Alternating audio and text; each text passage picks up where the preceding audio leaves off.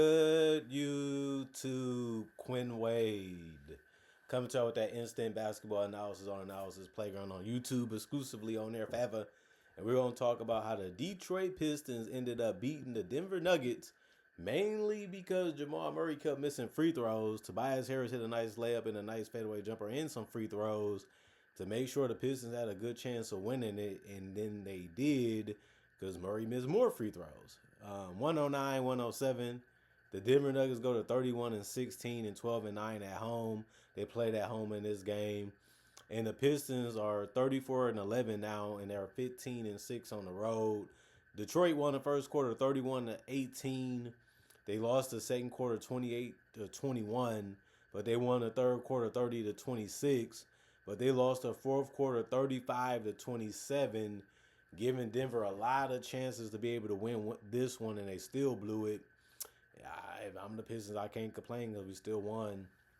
Tobias Harris, 31 minutes, 22 points, 10 of 15 from the field, 0 of 2 from 3, 2 of 2 from the free throw line, 8 rebounds, 3 assists, no turnovers, and 2 steals.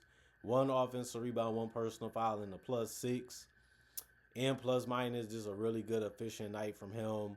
And he can be that way for you because he's always going to try to take the good looks and the open looks. And he can play with or without the ball. He's just a good fit to this team. That's why they wanted him. And he's been playing good basketball for them this season. Duncan Robinson had a nice dunk that mattered a lot. Other than that, he went 1 of 9 from the field and 0 of 8 from 3. Goofy way of saying that he missed every single shot but that shot that was a dunk. But it was true. 3 rebounds, 3 assists, no turnovers, 1 offensive rebound, 1 personal foul, and a +4 and plus minus. Jalen Duren, 30 minutes, 14 points, 6 of 10 from the field, 2 of 4 from the free throw line. He ended up having 8 rebounds, no turnovers, and a steal, 1 offensive rebound, 3 personal fouls, and a +5 and plus minus. You know he's going to finish strong in any type of way that he can around the rim. You just want him to rebound at a high level and protect the paint to the best that he can. Cade Cunningham, he finished with a double-double. It's nothing new. This is something that he's always basically doing every game. He did play 36 minutes. That was the most on the team. He scored 22 points with 9 of 17 from the field, 1 of 4 from 3, and 3 of 4 from the free throw line with 11 assists with no turnovers. That's something that you want to see him do more of, but it's so hard and so difficult to accomplish. But he did it tonight, and it didn't matter because Denver is one of the hardest teams to guard and defend because they're always moving and always cutting in their heart. Even Jamal Murray can burn you off the dribble. He also had 1 block, 1 personal foul, and a +1 and plus minus. Asor Thompson played 20 minutes. He ended up getting 14 points. He was 5 of 7 from the field, 4 of 4 from the free throw line. He did have 4 rebounds, 1 assist, 1 turnover, but he had 5 steals, which is crazy. And that was the most on the team. Obviously, most people that can get that many steals is going to have the highest on the team. And he did that tonight while also getting a block. The problem was he had 5 personal fouls. That was the worst thing of his night. But he did have 2 defensive rebounds, was a +14 and plus minus. Isaiah Stewart, 20 minutes, 7 points, 3 of 7 from the field, 0 of 2 from 3, 1 of 1 from the free throw line, 2 rebounds, no turnovers. The rebounds was all offensive from him. He also had a personal foul. It was a minus and 7 and plus minus. He didn't make his threes, but he did finish around the rim. He's good at both, but one just worked more than the other. Ronald Allen, he came in and gave you double figures off the bench in points. He played the most minutes with 23 off the bench. He had 10 points, 4 of 7 shooting from the field, 2 of 4 from 3, 3 rebounds, 3 turnovers, and 2 steals. The 2 steals being the most off the bench.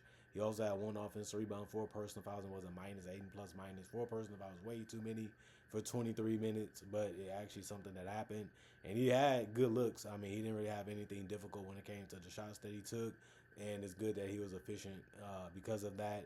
Javonte Green, 19 minutes. He also had 10, but he went 3 of 6 from the field, 1 of 3 from 3, and he went 3 of 3 from the free throw line to get it. He did have the most rebounds off the bench with 6. He also had 1 assist, 1 turnover, 3 offensive rebounds out of the 6, and 3 personal fouls. It was a -3 and plus minus. The more you can do for the team, the better. and the bench showed that they can do multiple things besides just score. Because Jaden Ivey had 8 points, but he went 3 of 8 from the field and 2 of 6 from three to get it in 18 minutes. He also had 3 rebounds, 2 assists, and 1 turnover and a block. The block was the only one. He was the only person to get one. Off the bench, he did have 1 offensive rebound, 1 personal foul, and a +3 and plus minus. Dennis Jenkins, he ended up going 0 of 8 from the field and 0 of 2 from three. So he finished scoreless because he took no free throws in 19 minutes, but he still had 1 rebound and 3 assists and no turnovers. He also had the rebound being offensive, and 1 personal foul was a -5 and plus minus. But that was probably the worst performance of the night because he basically missed every single shot.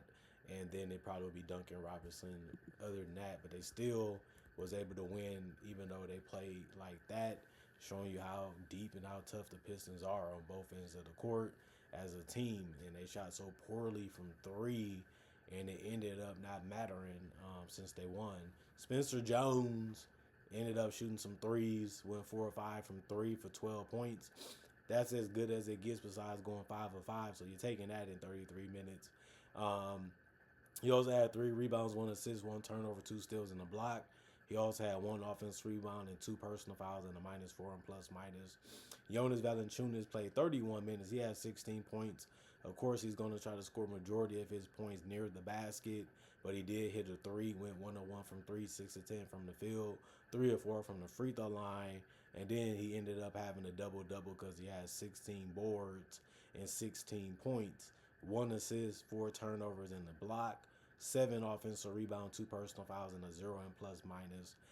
He did a good job rebounding the ball, securing into stopping possessions, and on top of that, just did a good job of being efficient when he was able to score and the ball was given to him. Jamal Murray, this is a game where he has played fantastic the entire season, and then when they needed him to step up and bring them through the rain, he couldn't do it.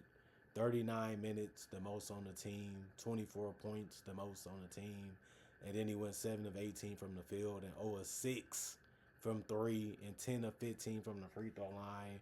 But he did have 10 assists with only 2 turnovers, just a big night still. Despite the efficiency problems, he still had a big night. He had 5 rebounds and 1 block and 2 personal fouls and was a +8 and plus minus. Jalen Pickett played 16 minutes. He was the only starter to not get in double figures in points because he finished with 4 points. He only went 2 or 3 from the field. Even if he would have made all of his shots, he still wouldn't score double figures. But he had 3 rebounds, 1 assist, 1 turnover, and a steal, 2 personal fouls, and a -5 and plus minus. Peyton Watson, 37 minutes, 13 points, 6 of 20 from the field, 1 of 6 from three. He didn't have it going, man.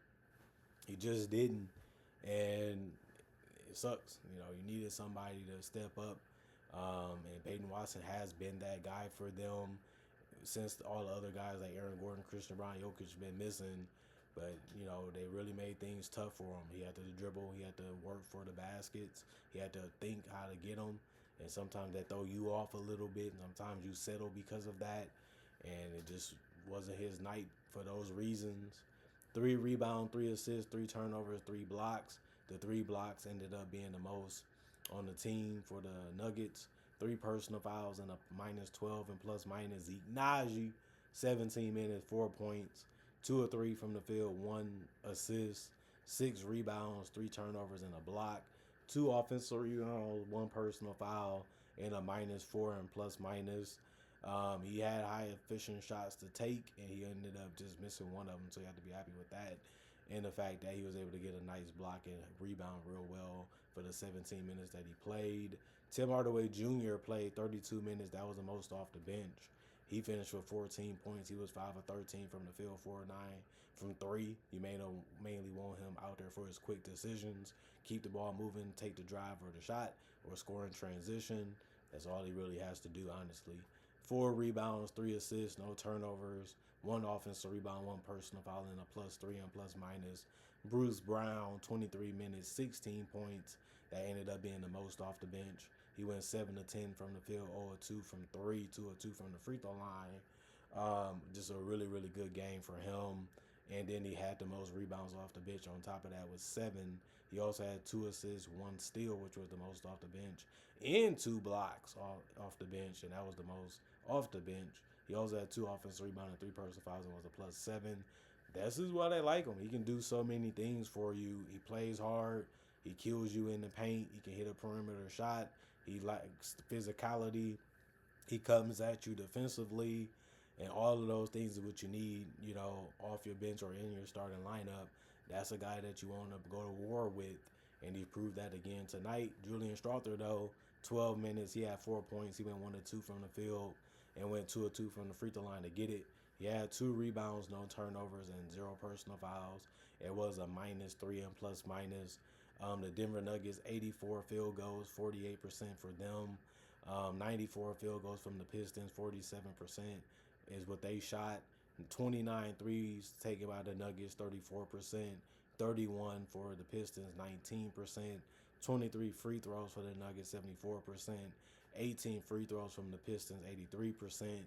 49 rebounds for the Nuggets, 41 for the Pistons. 22 assists from the Nuggets, 24 for the Pistons. 15 turnovers for the Nuggets, 6 for the Pistons.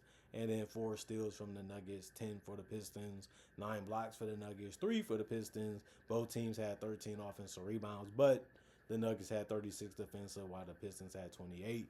16 personal fouls for the Nuggets, 21 for the Pistons. And then you look at it and say, man, how did the Nuggets get so close to getting the win, especially against a really, really tough team to beat, and just fall short? It's tough to make baskets, man, especially when everybody looking at you, everybody watching you, and everybody trying to see if you can deliver. Some players can do it consistently. Some players might have some mistakes here and there and still get it done and still have respect for that. Got to have big balls to be able to accomplish that. Jamal Murray fell short, and the Pistons ain't complaining because they got the win. They play good enough to get in front. They play good enough to stay in it. They play good enough to be able to have a chance to have the lead and get the lead. And they they kept it because the game was over. Good game. Very interesting. Very fun to watch. Very competitive. A lot of tough shots. A lot of physicality. A lot of touching. A lot of pushing. A lot of drives. Some jump shots sprinkled in there. But it just was a fun, competitive game for both teams. They both brought it. And that's what fans want to see. And we got that tonight from both of these teams in this game. Comment, like, subscribe, share. Hit that notification bell to get that analysis when it first come out. Y'all stay blessed up. Y'all stay good. Peace. And I'll see y'all later today, hopefully with more analysis.